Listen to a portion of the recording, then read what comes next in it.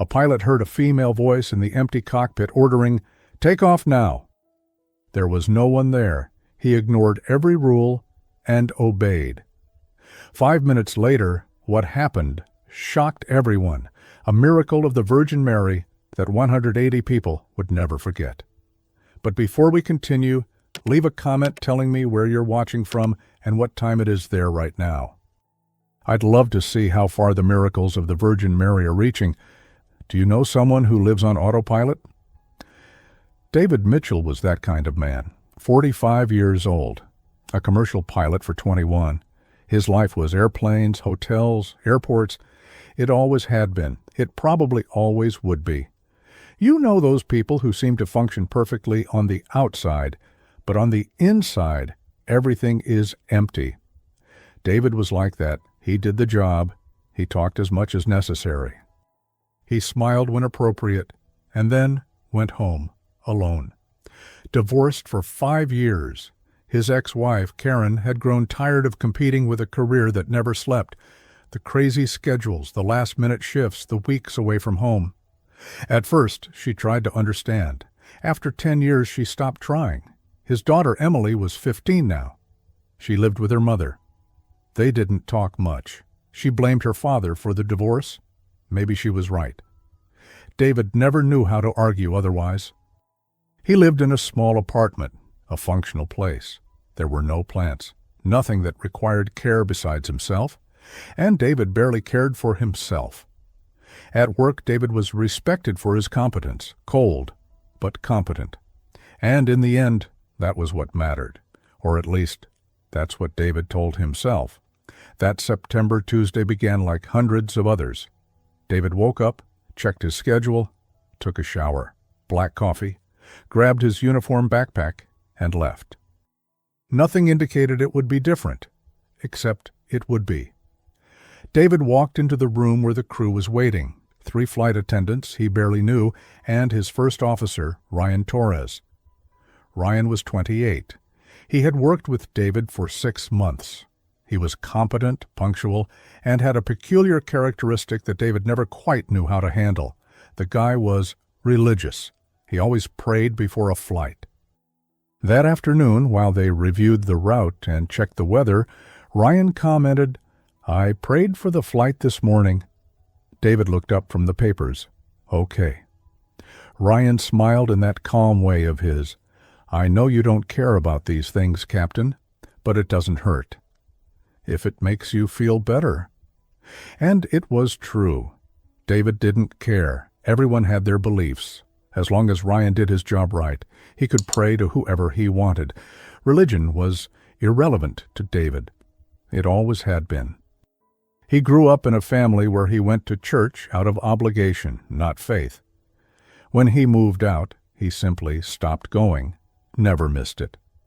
There was little time left before boarding when David and Ryan entered the cockpit. The aircraft was ready, only the final checks before passengers boarded. David sat in the captain's seat. Ryan in the first officer's. They began to work in silence, each knowing exactly what to do, precise movements, methodical verifications. It was a dance they performed dozens of times a month. Outside, through the cockpit window, the typical airport movement before a flight. David checked his watch. The passengers were boarding. It was a full flight. It always was on that route. 13 minutes remained before the scheduled takeoff, and that's when he felt it. It started as warmth, not from the air conditioning that was on. It was different. It came from nowhere and everywhere at the same time. It wrapped around David's whole body as if someone had lit something invisible around him. He pulled at the collar of his uniform shirt, feeling sweat begin to form on his forehead. "Ryan, is it hot in here or is it just me?" The co-pilot frowned, looking around. "Feels normal, Captain." David was about to check the temperature controls when he sensed something else, a smell. Roses, fresh roses, as if someone had brought an entire bouquet and placed it right there in the cockpit. But there were no flowers. There was nothing except him, Ryan, and the instruments. David turned his head searching for the source, Nothing. The smell grew stronger, impossible to ignore, like being inside a garden in full springtime. Except they were in an aircraft cockpit. Have you ever felt something your brain can't process? Something that makes no sense at all? But it's there, real, undeniable? David felt that, and then he heard it. The voice, feminine, clear, urgent. Take off now. David froze. His whole body stopped. Fingers suspended over the controls, heart racing in a way it had never raced before, not even in emergency situations he had faced. Cold sweat sliding down his neck. He looked at Ryan, who was calm, focused, completely unaware. "Ryan," David heard his own voice come out hoarse. "Did you hear that?" "Hear what, Captain?" A voice. Ryan glanced around the empty cockpit. What voice? How could he explain? How could he tell someone he had heard a woman's voice giving an order when there was no one there besides the two of them? David opened his mouth, closed it, opened it again. He had no words. Am I hearing things? 23 years of career, 0 incidents, always rational, always logical. I don't hear voices, but the voice returned. More intense this time, more urgent, as if it were screaming inside his head. Take off now, now, David. David's hands began to tremble. This wasn't happening. It couldn't be happening. And worse, the voice said something specific. It knew his name. How could a voice that didn't exist know his name? David looked around desperately, searching for some logical explanation. Someone on the radio? But the radio was off. Someone behind them? The cockpit door was locked. The smell of roses became unbearable. The heat rose until it felt like it would suffocate him. And David knew, with a certainty that defied everything he believed, everything he had built his life on, that he needed to obey. Now. Ryan. Something in his tone made the co-pilot stop what he was doing and look immediately. David was pale, sweating, gripping the controls as if they were the only solid thing in a world that had flipped upside down. "Captain, we're requesting clearance for takeoff. Now." Ryan blinked, confused. "But we still have 10 minutes. "I know, Ryan." "Tower's going to question it." "I know." David realized he had shouted. He took a deep breath, trying to regain control. Ryan was looking at him with an expression David had never seen. Genuine concern mixed with something that might be fear. "Captain," Ryan said slowly, as if speaking to someone on the edge of a breakdown, "do you need a doctor? I can call someone to—" "No?" David turned fully to him, forcing the words out calmly. "Listen, I need you to trust me. I can't explain it. It doesn't make sense, but we need to get out of here, now." The co-pilot stared at him for long seconds. Ryan had learned in the 6 months working with David that the captain wasn't prone to theatrics. Cold, yes. Exaggerated, never. "All right, Captain, I'll request clearance." Ryan picked up the radio and requested authorization for takeoff. Pause. David could hear his own heartbeat pounding in his ears. The tower's voice came back. "You're 9 minutes ahead of schedule." "Is there a problem?" Ryan looked at David. The captain grabbed the radio. "Tower, this is Captain Mitchell, requesting immediate clearance. I have operational reasons I cannot disclose at the moment." The silence on the other end felt like it lasted an eternity. David could imagine the controller frowning, staring at the screen, wondering what was going on. Finally, "Cleared for immediate takeoff." David released the breath he didn't know he had been holding. He turned to Ryan. "Notify the cabin. I want everyone seated in 1 minute." "Yes, sir." Ryan grabbed the intercom. The flight attendants exchanged confused looks when they received the order, but quickly began to move. Urgent voices echoed through the cabin. "Passengers, please return to your seats immediately. We will be taking off shortly." A murmur of confusion, some complaints. Someone was still in the bathroom. But in less than a minute, everyone was seated, seat belts fastened, looking around, trying to understand the sudden rush. David placed his hands on the controls. They were shaking. The scent of roses was still there, surrounding everything. The heat made his uniform cling to his back. He pushed the throttles forward. The engines roared. The aircraft began to move, gaining speed down the runway. Faster! Faster! David pulled the yoke. The nose lifted. The wheels left the ground. 5 minutes ahead of schedule, but they were airborne. The climb was perfect. Clear skies. Everything functioning normally. The aircraft responding exactly as it should. From a technical standpoint, absolutely nothing was wrong, until David tried contacting the tower. Silence. "Tower, this is the flight. Do you copy?" Nothing. Only static. David frowned. The radio had worked perfectly 2 minutes ago. "Ryan, you try." The co-pilot grabbed his own radio. "Tower, this is the co-pilot, requesting contact." Nothing. "Strange," Ryan muttered, adjusting the controls.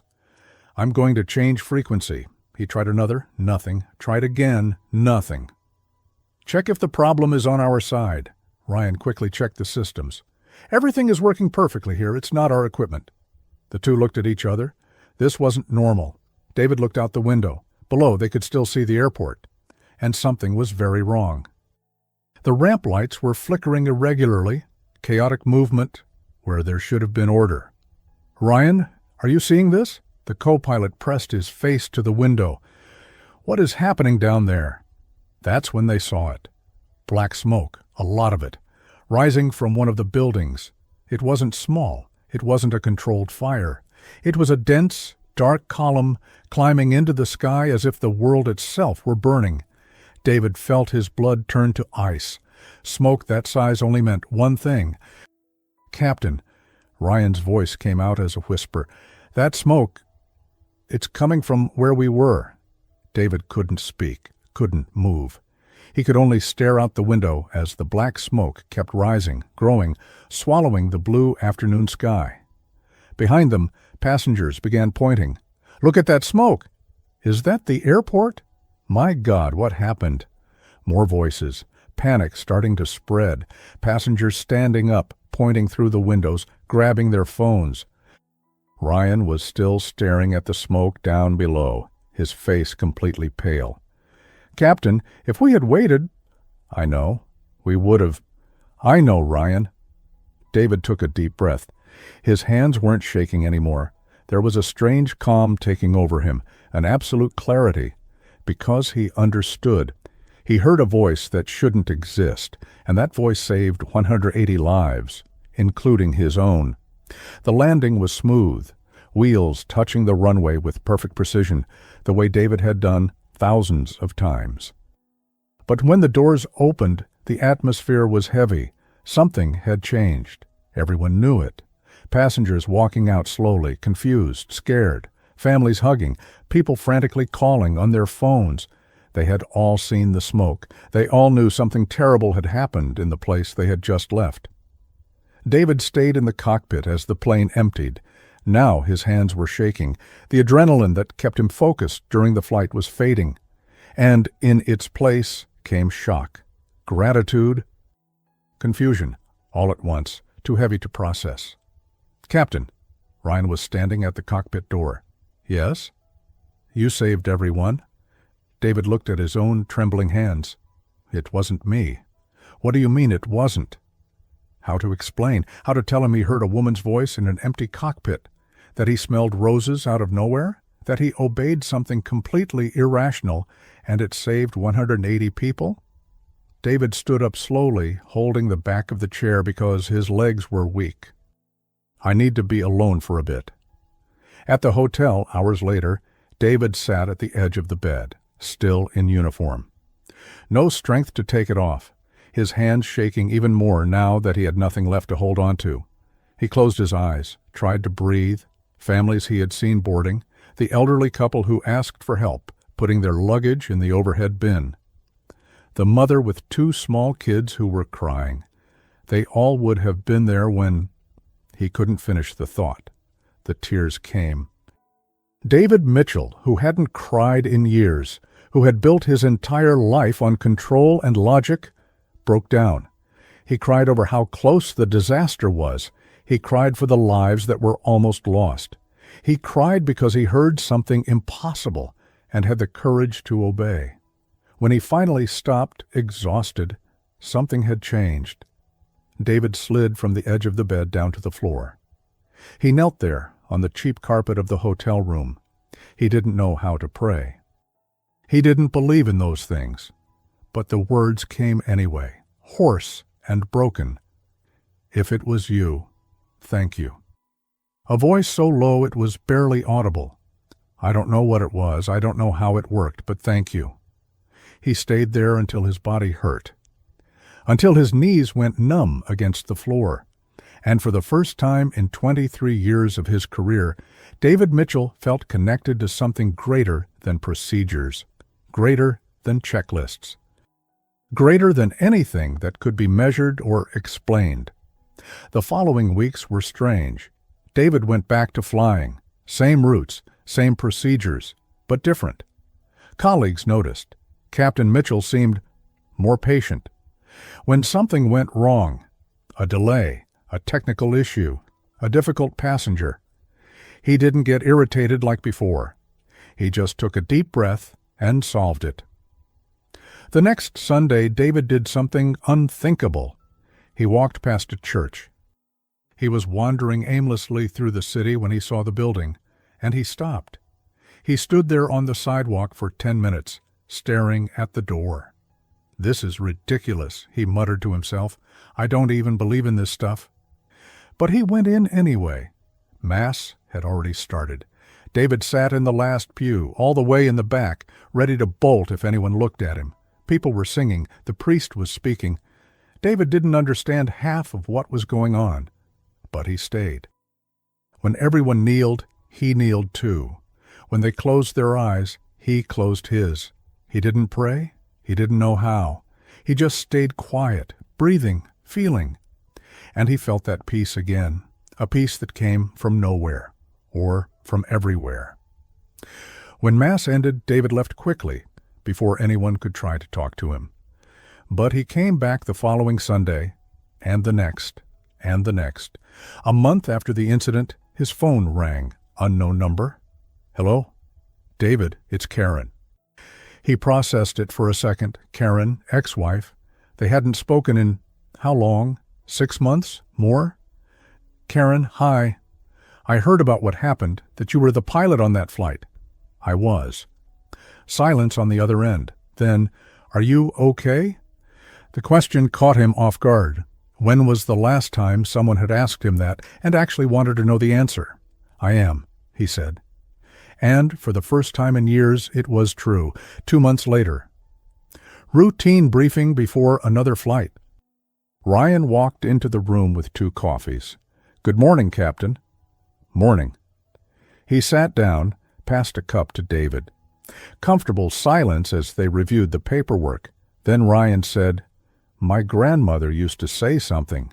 "That the Virgin Mary watches over travelers, that she protects those who are on the road." David froze with the cup in midair, looked at the co-pilot. "Yeah? Yeah, she always prayed to the Virgin Mary before we traveled.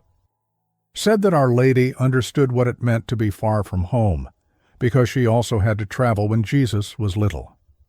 David set the cup down slowly. "Can I ask you something?" "Of course." "Do you think that's what it was, that day? The Virgin Mary?"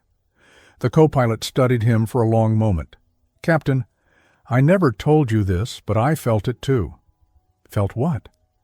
"The smell of roses in the empty cockpit." David felt the air leave his lungs. "You never said anything."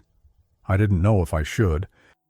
I thought it would sound crazy, but I smelled it, and there was nothing there that could explain it. No flowers, no perfume, nothing." Ryan leaned forward. "You ask me if it was the Virgin Mary? I don't know. I can't prove it. But 180 people are alive today. And we both know someone else was in that cockpit besides us." David nodded slowly. He wasn't afraid to admit it anymore. "Yeah, there was." David is still a pilot. He still flies the same routes. He still performs the same checks. But when Ryan makes the sign of the cross before sitting in the cockpit, David no longer ignores it. Now he closes his eyes too. And he gives thanks, in silence, in his own way. But he gives thanks, not for being alive, but for having had the courage to trust when everything told him not to trust, for having listened when it made no sense to listen. Sometimes life puts you in an impossible situation, a choice between logic and faith, between everything you've always believed and something greater that you can't explain. Before finishing, I want to invite you to join our prayer community for the Virgin Mary, a place of faith and hope where people from all around the world unite to pray and share the graces they have received.